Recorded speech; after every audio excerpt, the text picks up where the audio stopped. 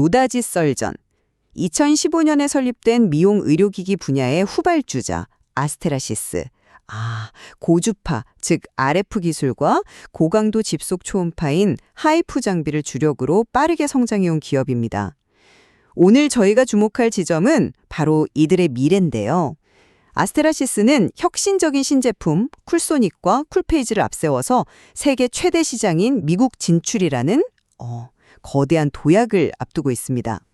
과연 이들의 미래는 장밋빛일까요? 아니면 후발주자로서 넘어야 할 산이 너무 많은 험난한 길일까요?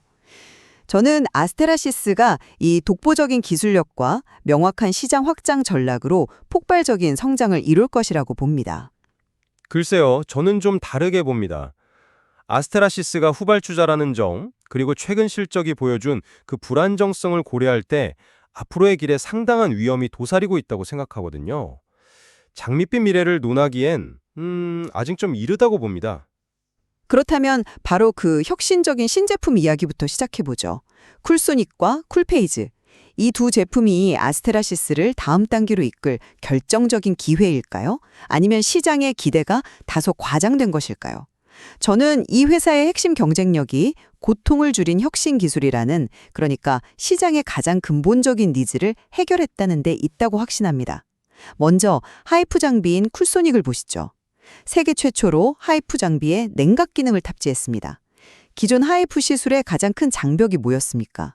바로 통증이었죠. 이걸 획기적으로 줄이면서도 출력은 오히려 더 높였습니다. 그 기술의 혁신성 자체는 저도 인정합니다. 네. 통증을 줄였다는 건 분명히 강력한 소구점이죠.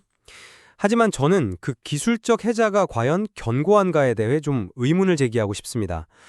회사 측도 기술적 모방 난이도는 높지 않다고 인정한 부분이 있지 않습니까? 열전 소자를 활용한 냉각 기술 자체는 사실 우리 주변에 작은 화장품 냉장고 같은 곳에서도 흔히 쓰이는 거의 보편적인 기술입니다. 물론 이것을 의료기기에 최초로 적용했고 현재 미국과 국내에 등록된 특허로 방어하고는 있지만 이게 과연 완벽한 방어막이 될 수 있을까요? 그 지점에 대해서는 조금 다르게 봅니다. 기술 모방 가능성이야 언제나 존재하지만 이 의료기기 분야의 특허는 생각보다 훨씬 강력한 방어막입니다. 특히 미국 시장에서는요. 과거처럼 특허를 그냥 무시하고 제품을 복제하던 시대는 지났거든요. 불과 몇 년 전에 경쟁사인 비오리, 루트로닉을 상대로 미국 국제무역위원회 ITC에 소송을 걸어서 수백억 원의 합의금을 받아낸 사례가 업계에 큰 경종을 물렸죠. 아스테라시스가 미국 특허까지 확보한 이상 경쟁사들이 섣불리 모방 기술을 내놓기는 현실적으로 매우 어려울 겁니다. 하지만 그 특허가 냉각 기술의 원리 자체를 막는 것은 아니지 않습니까? 다른 방식으로, 예를 들어 다른 냉각 매체를 사용한다거나 하는 식으로 냉각 효과를 구현하는 우회 기술이 나온다면 속수무책일 수 있습니다. 그러니까 최초라는 타이틀은 의미 있지만 독점을 보장하는 것은 아니라는 거죠. 그리고 RF 장비인 쿨페이지의 경우는 어떻습니까? 국내 시장에서의 성과는 다소 더딘 상황이라는 점을 지적하지 않을 수 없습니다. 직접 냉각 방식으로 완벽하게 해결했습니다. 냉매 가스 없이 전원 공급만으로 피부 표면 온도를 5도로 일정하게 유지해주니까 통증은 줄고 시술 시간은 단축됐죠. 이건 시술하는 의사와 시술을 받는 소비자 모두의 니즈를 정확히 충족시킨 혁신입니다. 국내 성과가 더디다는 점은 그만큼 시장이 포화 상태라는 의미이기도 하지만 반대로 말하면 그만큼 해외 시장의 기회가 크다는 뜻도 되지 않겠습니까? 흥미로운 주장이지만 현실적인 부분을 간과해서는 안 됩니다. 이미 국내 RF 시장에는 여러 개의 경쟁사가 치열하게 다투고 있습니다. 이 레드오션에서 후발주자로서 의미 있는 점유율을 단기간에 확보하기가 쉽지 않다는 현실을 보여주는 것 아닙니까? 결국 해외로 눈을 돌릴 수밖에 없는 상황인 셈인데 이 과정에서 발생하는 비용 문제가 만만치 않습니다. 그리고 방금 말씀하신 그 신제품들을 알리기 위해 쓴 막대한 마케팅 비용이 바로 최근 3분기 실적에 부담으로 작용했다는 점을 지적하고 싶습니다. 이게 바로 제가 생각하는 두 번째 문제점입니다. 네, 좋은 지적이십니다. 그럼 최근 발표된 3분기 실적을 한번 들여다볼까요? 이걸 일시적인 부진으로 봐야 할지 아니면 구조적인 문제의 신호로 봐야 할지. 네, 의견이 갈리는 부분이죠. 저는 3분기 실적에서 외형 성장과 원가율 개선이라는 긍정적인 측면에 주목해야 한다고 봅니다. 매출은 전년 동기 대비 30% 성장했습니다. 특히 쿨소닉 같은 대당 5천만 원에 달하는 고가 프리미엄 장비 비중이 높아지면서 업계 최저 수준의 원가율을 달성했거든요. 매출이 30% 성장한 것은 사실이지만 시장의 기대치에는 미치지 못한 실적이라는 점도 함께 봐야 합니다. 특히 RF 매출은 전년 동기 대비 61%나 성장했음에도 기대치를 하회했어요. 그 원인이 주력 시장인 중남미 매출 감소가 예상보다 컸기 때문입니다. 이걸 단순히 3분기가 비수기이기 때문이라는 설명만으로 넘어가기에는 불안감이 남습니다. 특정 지역, 특정 제품군에 대한 의존도가 높다는 구조적 위험성을 드러낸 것 아닌가요? 그 낮은 원가율은 단순히 이익을 늘리는 것을 넘어서 향후 미국 시장에서 인모드 같은 거대 기업과 가격 경쟁을 벌여야 할 때 실질적인 총알이 되어줄 수 있습니다. 즉, 시장 점유율 확보를 위해 공격적인 프로모션이나 가격 정책을 펼칠 수 있는 전략적 유연성을 확보한 셈이죠. 그리고 중남미 매출 감소는 일시적인 현상이라고 봅니다. 3분기는 전통적으로 미용 의료기기 시장의 비수기거든요. 회사 측에 따르면 4분기 브라질 발주는 이미 정상적으로 진행되었고 이건 3분기의 부진이 일회성이었음을 명확히 보여줍니다. 특정 지역의 단기적인 분기 실적 변동보다는 전체적인 성장 추세와 구조적 개선에 집중해야 합니다. 저는 그 구조 자체가 아직 취약하다는 것이 문제입니다. 매출 볼륨이 아직 크지 않기 때문에 작은 비용 변동에도 이익률이 크게 흔들리는 모습을 보였습니다. 실제로 3분기에 쿨소닉 5개 광고 비용과 배우 현빈 씨 모델료 1개월치가 반영되자마자 이익률이 영향을 받았습니다. 단 하나의 5개 광고 캠페인이 회사 전체의 수익성을 흔들 수 있다는 건 뭐랄까, 그만큼 기초 체력이 약하다는 증거입니다. 앞으로 미국 시장 진출 등을 위해 마케팅 비용이 훨씬 더 늘어날 텐데 매출 볼륨을 획기적으로 키우기 전까지는 계속해서 이런 변동성에 노출될 수밖에 없는 취약한 구조인 거죠. 하지만 투자는 원래 그런 것 아닙니까? 성장을 위해서는 초기 비용 투자가 필수적이죠. 오히려 저는 이번 3분기에 특이하게 국내 매출 비중이 올라온 점에 주목하고 싶습니다. 이건 쿨소닉이 비싼 가격에도 불구하고 국내 시장에서 얼마나 성공적으로 안착하고 있는지를 증명하는 매우 긍정적인 신호로 해석해야 합니다. 중남미 의존도를 줄이고 포트폴리오를 다변화하는 과정에서 나타나는 저는 건강한 성장통이라고 봅니다. 그 성장통이 너무 아플 수 있다는 게 문제입니다. 또 한 가지 짚어볼 점은 소모품 매출 비중입니다. 그동안 아스테라시스는 소모품 매출 비중이 60%에 달해서 안정적인 현금 흐름을 창출하는 회사로 평가받았습니다. 하지만 신제품이 출시되면서 이 비중이 50% 후반으로 하락할 것이라는 전망이 나오고 있어요.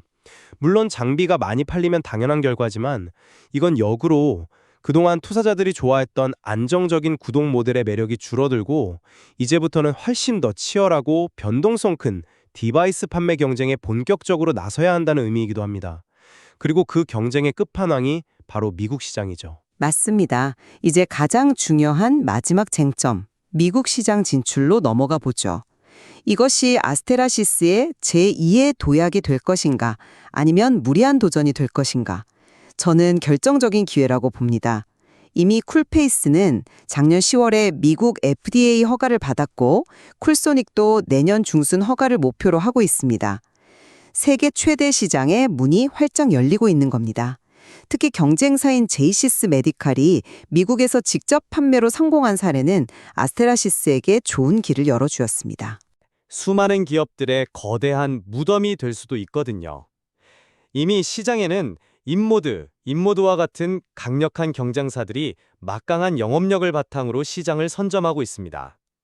이런 공룡 기업들과 후발주자인 아스테라시스가 경쟁해서 의미 있는 성과를 내는 것은 이건 결코 쉽지 않은 일입니다.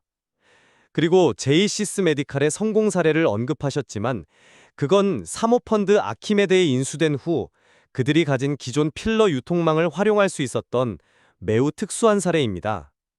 아스테라시스가 독자적으로 그 정도의 유통망과 영업력을 단기간에 구축하기는 현실적으로 불가능에 가깝습니다. 바로 그 점 때문에 아스테라시스의 전략이 더 현명하다고 봅니다. 제이시스 메디칼은 포텐자의 미국 성공을 위해서 사이노시오라는 기업에게 전 세계 판권을 넘겨야 했습니다. 단기적인 성과를 위해 장기적인 확장성을 일부 포기한 셈이죠.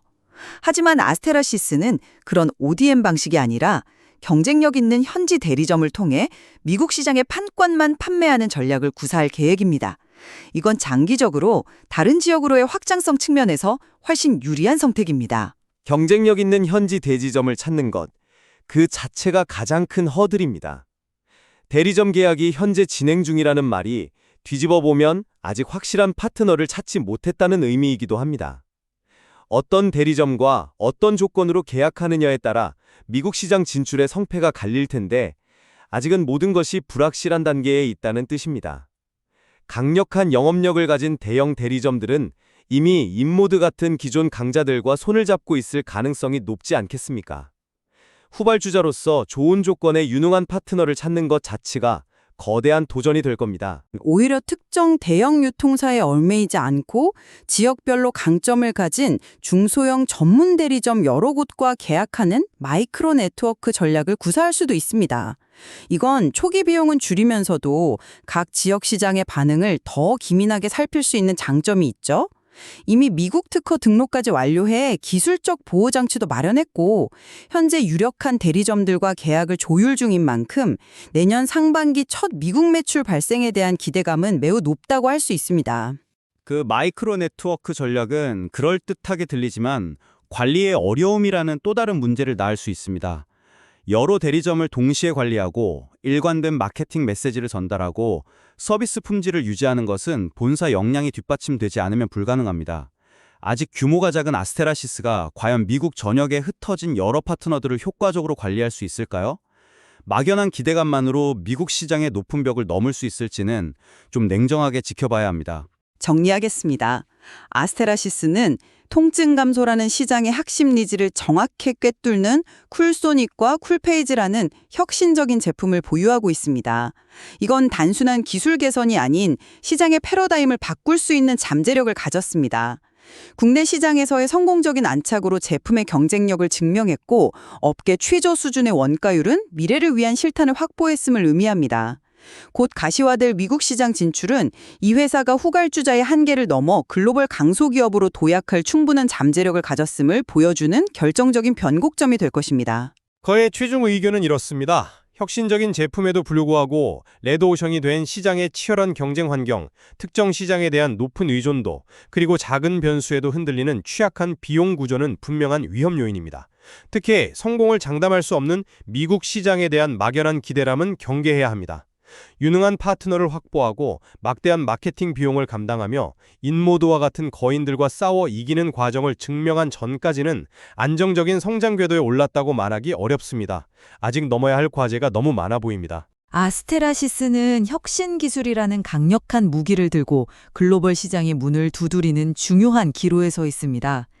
이들의 도전이 성공적인 도약으로 이어질지 아니면 거대한 장벽 앞에서 고전하게 될지는 결국 이들이 가진 기술적 해자를 얼마나 단단히 유지하고 거대 시장인 미국을 어떻게 효과적으로 공략하느냐에 달려 있을 것입니다. 시청자 여러분께서도 이들의 행보를 꾸준히 지켜보시는 것이 좋겠습니다.